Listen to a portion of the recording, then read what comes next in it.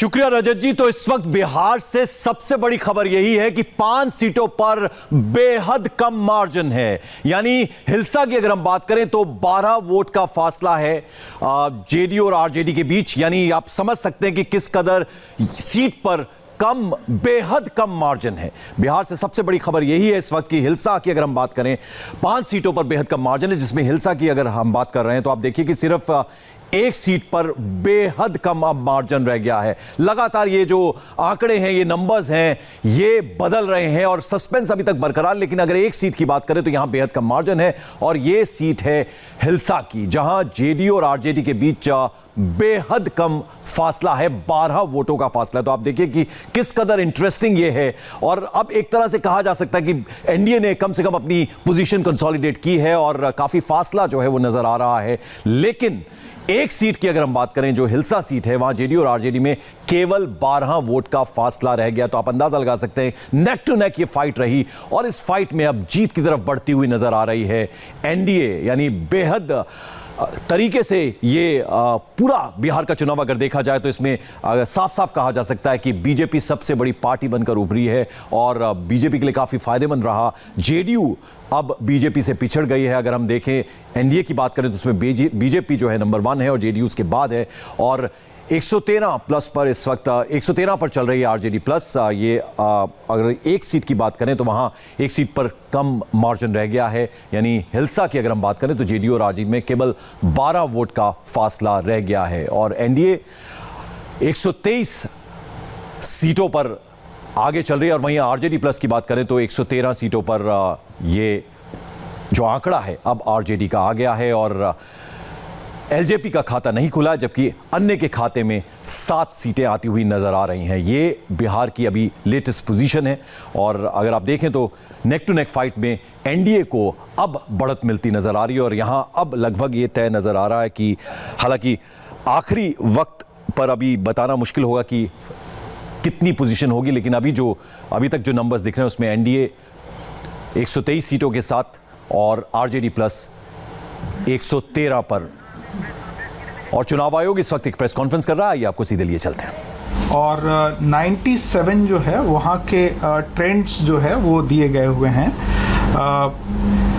अभी 1 घंटे पहले एक पर्टिकुलर सोशल मीडिया में एक मैसेज आया था कि किसी पार्टी के द्वारा कि उसमें 119 सीट किसी एक पर्टिकुलर पार्टी के लिए जीतने के बारे में बात की गई थी। मैं यहाँ ये लगभग 1 घंटे पहले की बात थी।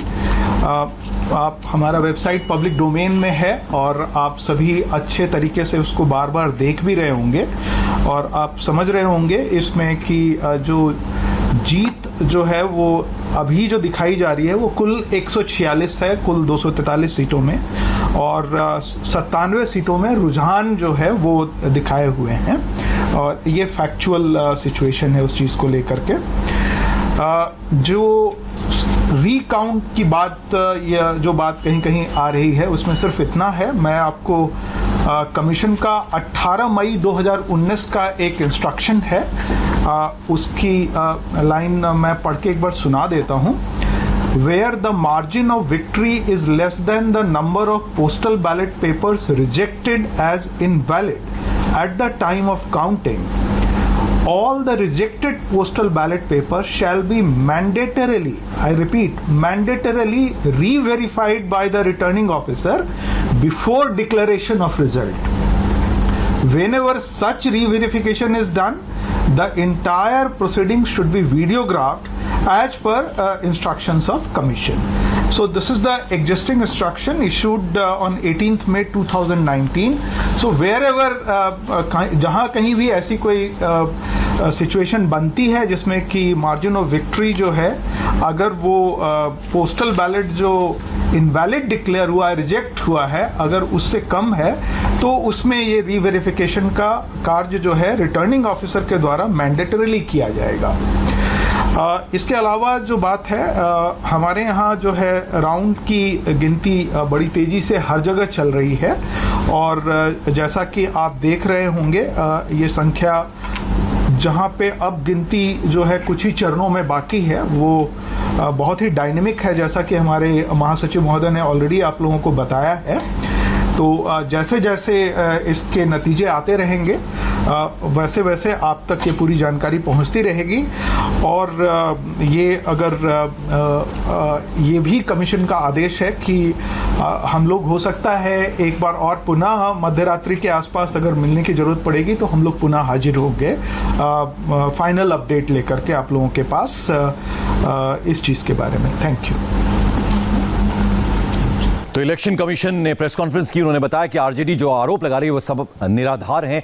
243 में से 146 सीटों के नतीजे आ चुके हैं, जिनमें से किन किन पार्टी ने कितने नंबर्स पाए हैं वो नीचे आप देख सकते हैं टेलीविजन स्क्रीन पर जो आ रहे हैं नंबर्स। उसके अलावा 119 सीटें जीतने का जो दावा किया गया है महागठबंधन की तरफ से वो बिल्कुल निराधार है, यानी महागठबंधन 119 सीटों पर आगे नहीं है।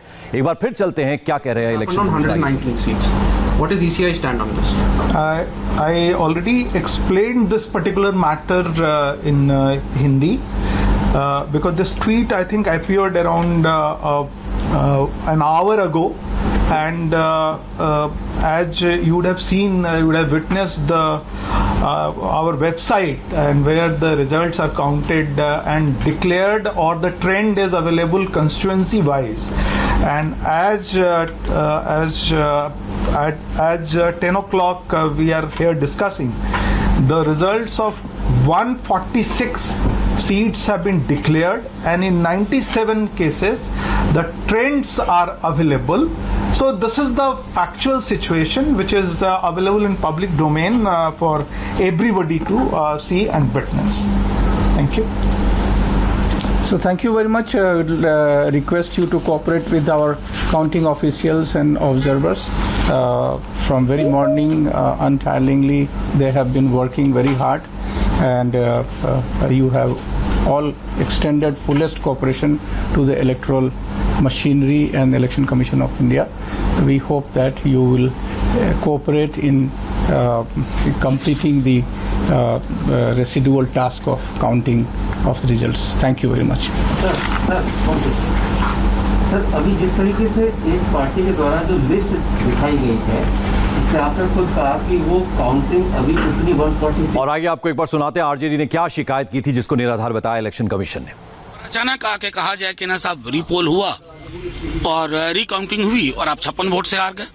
और कमाल की बात है, जहां वो रिकाउंटिंग चाह रहे हैं वहां रिकाउंटिंग मिल रही है, जहां हम रिकाउंटिंग चाह रहे हैं वहां रिकाउंटिंग नहीं मिल रही है। तो ये जो एनॉमली है, ये जो विसंगति है, एक पक्षीय काम है। इस तरह की विसंगतियों से लोकतंत्र को अपहरण करने की, जनमत के अपहरण की ये कोशिश कर रहे हैं। ये कोशिशें हम कामयाब नहीं होने देंगे। बिहार की आवाम ने बदलाव का मन बनाया था, बदलाव से 1 डिग्री नीचे नहीं उतरेगी वो। ये अंक की जो हेराफेरी कर रहे हैं कि इतने पे अटका के रखो, ये इंस्ट्रक्शन है कि आरजेडी महागठबंधन अलायंस को इतने पे ही रखो, क्योंकि जो 5-7 अन्य जीते हैं वो हमारी तरफ नहीं आएंगे, इनकी तरफ जाएंगे। आप जानते हैं उन दलों का क्या मिजाज है। तो अंतोगत्वा यही बात है कि माननीय चुनाव आयोग के पाले में गेंद है, वो फैसला लेंगे, एक एक सीट की निगरानी करेंगे।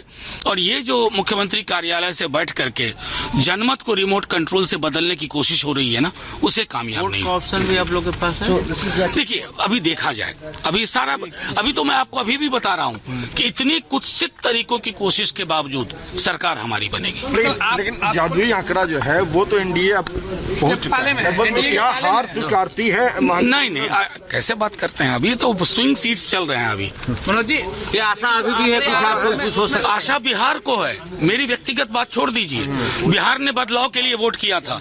अगर ये प्रशासन के माध्यम से उस बदलाव को पर बांध बांधने की कोशिश करेंगे ना, तो वो चूहे वाला बांध बनाएंगे। किस चीज का डर है? कौन बड़े साहब हैं? बिल्कुल नहीं, नीतीश बाबू को किस बात का डर है कि ये काम चुनाव आयोग का है? तो आप बताइए। नहीं, ये काम चुनाव आयोग का है, अनुसंधान का काम मैं नहीं करता। उनको किस बात का डर है कि ये सब बातें की जा रही हैं? देखिए, नीतीश जी को डर तो बहुत सारी चीजों का है, लेकिन अभी सबसे बड़ा डर है जो आक्रोश उन्होंने जनता के बीच देखा है ना, मैं समझता हूं कि ये इनके प्रकार जो कोशिश कर रहे हैं कि कुर्सी को चौथी बार पौवा पकड़ लें, होगा नहीं। निर्वाचन आयोग में कब तक जाएंगे sir? No, we'll wait for the final results. We have whole trust. No. Our election commission has assured us that they'll go by seat to seat and try to address all our grievances. And we trust the election commission, but we don't trust the district administration. Final result तो हमारे करीब मनोज जी देखिए क्या शिकायत की है? Final result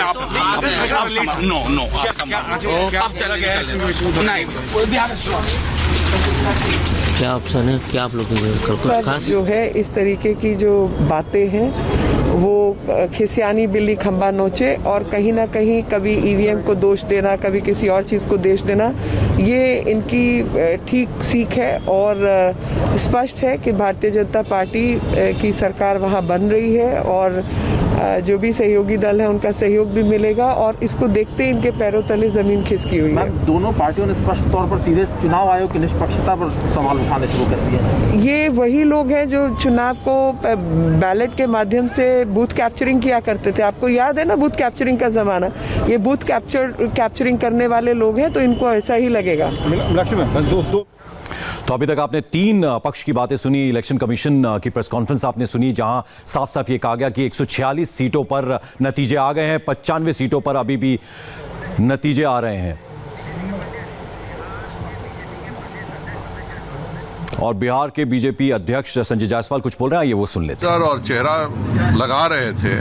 आज जब वो चुनाव हार रहे हैं तो वो विचित्र प्रकार की बातें कर रहे हैं। जितने भी जगह के रिजल्ट हैं, हर टीवी चैनल बता रहा है कि कहाँ का क्या रिजल्ट हुआ है, और जो बाकी सीटें उन पर भी बहुत क्लियर है। कोई वेफर थिन मार्जिन वाली कोई अब सीट नहीं बची हुई है। उसके बावजूद विरोधी दल इस प्रकार की अनर्गल प्रलाप कर रहा है, जो बताता है कि इनका एक ही एजेंडा है, जीतो तब ठीक, और अगर हम नहीं जीते हैं तो हम सभी कुछ लेके भाग जाएंगे, तुरंत चीटिंग का क्लेम करेंगे। इनके दिल्ली के नेता राहुल गांधी जी भी इसी चरित्र के व्यक्ति हैं, और पटना में भी यही चरित्र इनको देखने को मिल रहा है। अब सर क्या इसका औपचारिकता, क्या कल फिर आप लोग कोई प्रेस कॉन्फ्रेंस वगैरह करेंगे? अभी तो हम सब आपकी तरह दर्शक बन करके पटना का केंद्रीय कार्यालय देखेंगे। माननीय प्रधानमंत्री जी आ रहे हैं। मेरा आप सबों से अनुरोध होगा कि कृपया कर प्रधानमंत्री जी का जब खुद हमारे राष्ट्रीय कार्यालय आ रहे हैं तो हम भी दर्शक हैं, और आप भी अब दर्शक बन जाइए, और आपकी जो दिल्ली की यूनिट है उनको कहिए कि राष्ट्रीय कार्यालय जाएं। चलिए, सभी को धन्यवाद। देखिए, तो पंकज, ऐसा लगता है कि सारा मामला ये कानूनी दावपेच में, टेक्निकल दावपेच में उलझाने का हो गया है। उनका बहुत बहुत आभार व्यक्त करते हैं, और जिस प्रकार का उन्होंने समर्थन दिया है एनडीए को, इसके लिए बहुत बहुत बधाई भी देते हैं। और जिस प्रकार से आरजेडी और महागठबंधन के लोग अपने चरित्र को उजागर कर रहे हैं, पुराने इतिहास को दोहराने की कोशिश कर रहे हैं, भ्रम फैलाने की कोशिश कर रहे हैं, कहीं पूरा चुनाव आयोग के देख रेख में, चुनाव आयोग के गाइडलाइन के हिसाब से हो रहा है, तब कोई सवाल उठाना, प्रशासन पे सवाल उठाना या किसी सरकार पर सवाल उठाना, वह बिल्कुल ही निराधार है, भ्रम फैलाना वाला है। हार को लोग पचा नहीं रहे, हार के गम का वह उनका गीत है और विलाप है, इसलिए उनको धैर्य से रखना चाहिए। जनता जो जनादेश दी है उसको स्वीकार करना चाहिए, फिर अपनी हार का ठिकाना किसी पर फोड़ने की जरूरत नहीं है। खुद अपने गिरबान में झांके। 2 दिनों में मैं देखा हूं, 2 दिनों में महागठबंधन के लोग, आरजेडी के लोगों ने जब लगा उनको कहीं न कहीं से किसी प्रकार से उनको जो सूचना प्राप्त हुई कि हमारी सरकार बन रही है, तो उन्होंने जो तांडव किया है और जिस प्रकार की हरकतें की हैं, यहाँ की जनता इस चीज़ को जानती थी, और उनके महागठबंधन के कार्यकर्ताओं ने जहाँ तहाँ उपद्रव किया है। वहाँ की जनता जानती थी कि अगर एनडीए की सरकार गई और महागठबंधन की सरकार आई तो फिर बिहार का एक तरह से विनाश ही होगा और बिहार बदनाम ही भी होगा। इससे को समझते हुए बिहार की जनता ने जनादेश एनडीए की ओर बढ़ाया है। इसके लिए बहुत बहुत आभार। तो पंकज जी, हम देख रहे हैं इस वक्त आरजेडी जो है वो उसके इल्जाम इलेक्शन कमीशन के दरबार में पहुंच चुके हैं। इल्जाम मुख्यमंत्री के ऊपर है। उनका कहना है सीएम कार्यालय से अब चुनाव को पलटने की कोशिश की जा रही है। बीजेपी ये कह रही है कि आरजेडी ने अपना चरित्र उजागर करना शुरू कर दिया है, हार का बहाना बना रही है। पूरा मामला क्या है आपको बता दें। दरअसल इल्जाम आरजेडी का यह है कि बहुत सारी सीटें ऐसी हैं जिन पर उनके प्रत्याशी को विजयी घोषित कर दिया गया। उनको वर्बली बता दिया गया कि आप चुनाव जीत गए, लेकिन जब जीत का सर्टिफिकेट देने की बारी आई तो रिटर्निंग अफसर ने उनको जीत का सर्टिफिकेट देने से इनकार कर दिया।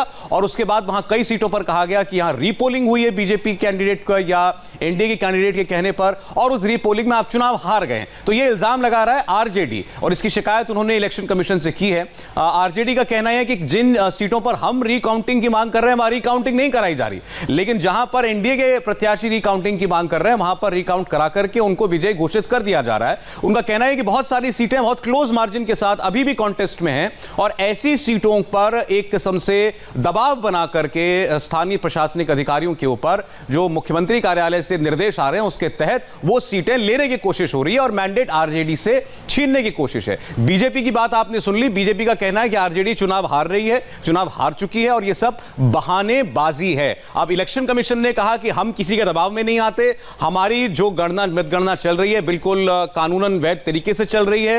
अब तक 146 सीटें हम डिक्लेयर कर चुके हैं, बाकी सीटों पर वोटिंग बहुत तेजी के साथ जारी है और थोड़ी देर में वो सीटें भी डिक्लेयर कर दी जाएंगी। तो एनडीए ने जहां एक तरफ पंकज अपनी जीत का दावा कर दिया है, और अभी एक जानकारी और दी बिहार प्रदेश अध्यक्ष ने कि जो प्रधानमंत्री हैं वो राष्ट्रीय मुख्यालय पर दिल्ली में थोड़ी देर में आ सकते हैं। जी बिल्कुल। और इस बीच बिहार में अगर हम देखें तो 159 जल्दी आंकड़े बदल रहे हैं, सीटों पर नतीजे घोषित कर दिए गए हैं, यानी अब जीत की तरफ बढ़ता हुआ एनडीए नजर आ रहा है। और कहीं ना कहीं सौरभ ये बौखलाहट होती है हार के वक्त। हमने देखा है कि इस तरह की चीजें हमेशा निकल कर आती हैं चुनाव के दौरान, जब रिजल्ट्स आ रहे होते हैं तो ये कहीं ना कहीं हार की बौखलाहट अब नजर आनी शुरू हो गई है आरजेडी के नेताओं में। 84 सीटों पर अभी गिनती चल रही है, जिसमें अब वो क्लोज फाइट वाली सीटें बहुत ज्यादा नहीं बाकी हैं। आपको बता दें अब से 1-1.5 घंटा पहले तक ऐसी बहुत सारी सीटें थी जहां पर 500 से कम मार्जिन पर, 1000 से कम मार्जिन पर सीटें चल रही थी। पवन वो लगातार सीटें आपके लिए निकाल रहे हैं। पवन, अब क्लोज मार्जिन वाली सीटें कितनी हैं? जी, क्लोज मार्जिन वाली सीट की अगर हम बात करें तो फिलहाल एक इकलौती सीट है, और अगर राउंड की बात करें तो नतीजे अब लगभग कंप्लीट होने वाले। कहीं 2 राउंड बचे हैं, कहीं 3 राउंड बचे हैं। कुल मिलाकर 5 सीटें ऐसी है जहां पर 10 से ज्यादा राउंड है। लेखा में 19 राउंड